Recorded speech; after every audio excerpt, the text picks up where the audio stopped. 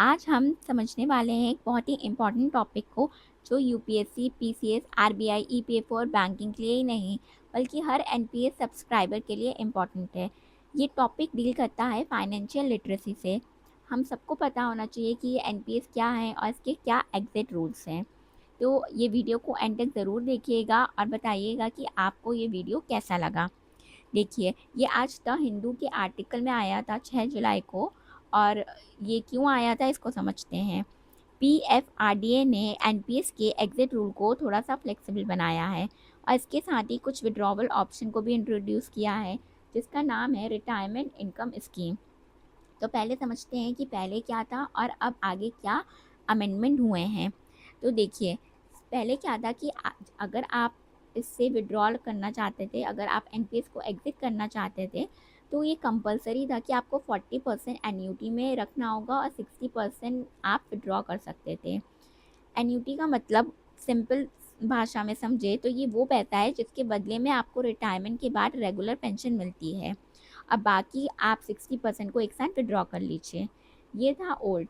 अब न्यू ये है कि आपके लिए 20% रखना कंपलसरी है एन्यूटी में और बाकी का 80% आप विड्रॉ कर सकते हैं।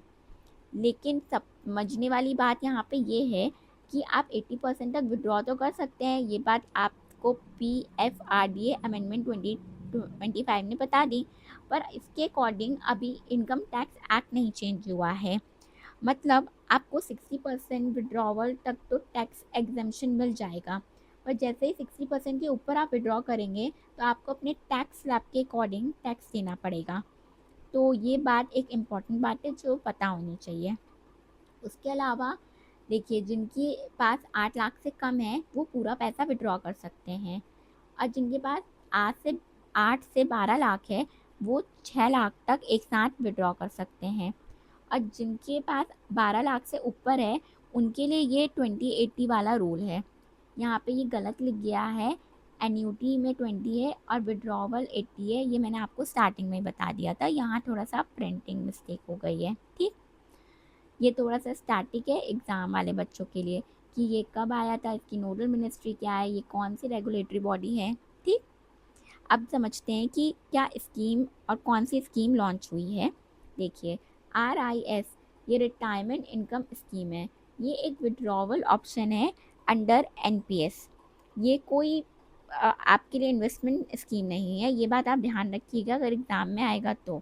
ये बस एक बात याद रखिए कि एक विड्रॉवल मैकेनिज़्म है। ठीक, अब इसमें क्या है कि आप मंथली, क्वार्टरली, ईयरली पैसा निकाल सकते हैं।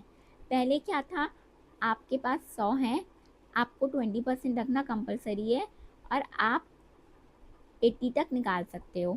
पर 20 पे तो एक्स्ट्रा निकालने पे आपको टैक्स पड़ रहा है और 60 आपके लिए टैक्स एग्जेम्पशन है। तो आप ये 20% को रहने दीजिए वहीं पर और इसके थ्रू विड्रॉ करिए। इसमें क्या है कि ये पैसा मार्केट लिंक्ड होगा। ये पैसा आपका बढ़ सकता है और ये पैसा आपका घट भी सकता है, ये आपको ध्यान देना होगा। लेकिन आप इसके थ्रू पैसा विड्रॉ कर सकते हैं। अब इसमें 3 बातें हैं जो ध्यान देने वाली हैं। देखिए, आपके पास क्या ऑप्शन है।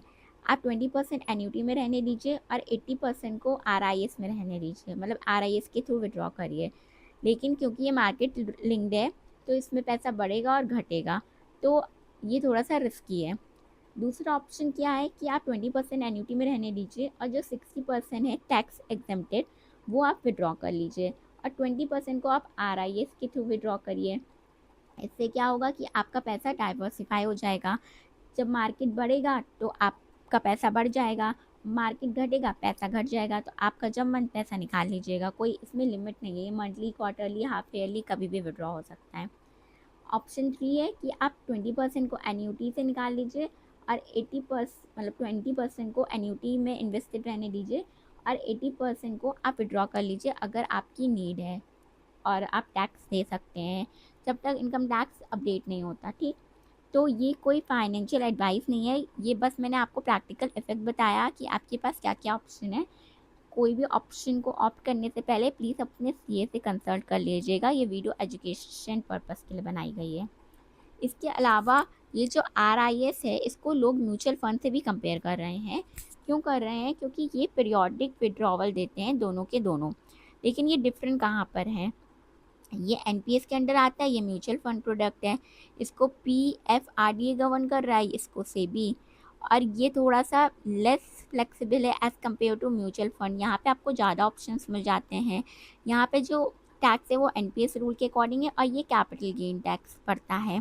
और दोनों में सिमिलरिटी क्या है कि दोनों मार्केट लिंक्ड है, मतलब सब्जेक्ट टू मार्केट रिस्क। तो अगर आपको ये वीडियो अच्छा लगा हो तो please like share and subscribe, and comment में ज़रूर बताइएगा कि कैसा लगा वीडियो और कौन सा नेक्स्ट टॉपिक पे वीडियो देखना चाहेंगे।